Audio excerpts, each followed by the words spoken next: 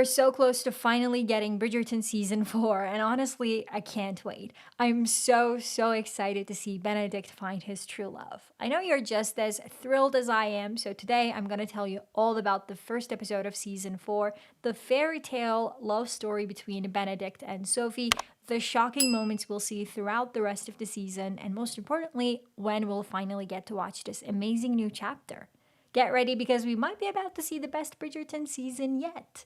Season 4 will begin right where Season 3 left off, with that masked ball Eloise and Benedict were talking about. And honestly, from what we've seen in the teaser, this ball looks like it's gonna be the most magnificent one yet. I loved every single dress, seriously. Every one of them looked stunning. At this ball, we'll also meet some new characters, Araminta Gunn and her two daughters, Rosamund and Posey. Araminta will do everything she can to make Benedict marry one of her daughters, trying to charm him, convince him, and push him into it.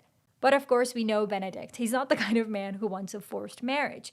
As we saw in his talk with Tilly, he wasn't even thinking about a serious relationship, so he'll probably turn Araminta and her daughters down pretty quickly. But then, someone will appear who completely turns Benedict's world upside down. Dressed in a shining silver gown with a matching mask, gloves, and shoes, she's the true lady in silver, Sophie. But don't let her look fool you. Sophie is actually Araminta's stepdaughter. After her noble father passed away, Araminta forced her to work as a maid. She sneaks into the ball secretly, just wanting one magical night for herself. You've probably noticed that this story feels just like Cinderella, right? And there's more. Just like we saw in the teaser, Sophie meets Benedict, and the moment they talk, he realizes she's not like anyone else there. While everyone else is trying so hard to get attention, Sophie is just there to enjoy herself, to dance, to feel free for once. And that's exactly what makes Benedict fall for her beauty, her charm, and her pure heart. The most exciting part is that just like Cinderella leaves her glass slipper, Sophie will leave behind her silver glove. And from that moment on, we'll see Benedict start an endless search to find her.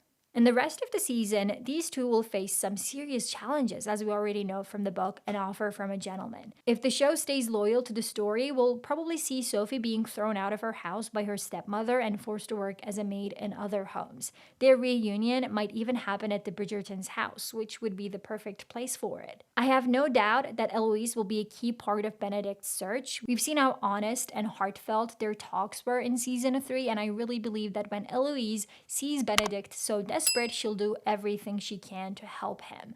But even if Benedict and Sophie find each other, their problems won't end there. Benedict is rich and noble, while Sophie is a maid. So apart from finding each other, they'll have to face the heavy pressure of society. I think Violet, with her kind and understanding heart, will also play a big part in supporting them.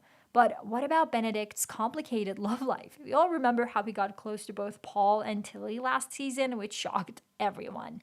I actually think that with Sophie's arrival, that part of his story will be put aside a little and Benedict's full focus will be on her. Still, while he's searching for Sophie, maybe we'll see him have one last moment with Tilly or Paul. And if that relationship somehow becomes public, we might see even more drama unfold this season. Now let's talk a little about the other characters. Personally, what excites me the most is seeing Anthony and Kate finally become parents.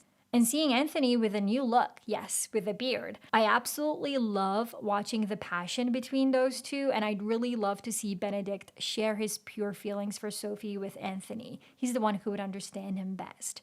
As for our other couple, Penelope and Colin, we know that by the end of season 3, they had a baby. This season, we'll see them learning how to be parents and living a calmer, more peaceful life. Honestly, I'm so grateful for that because after everything they went through to get their happy ending last season, they truly deserve some peace.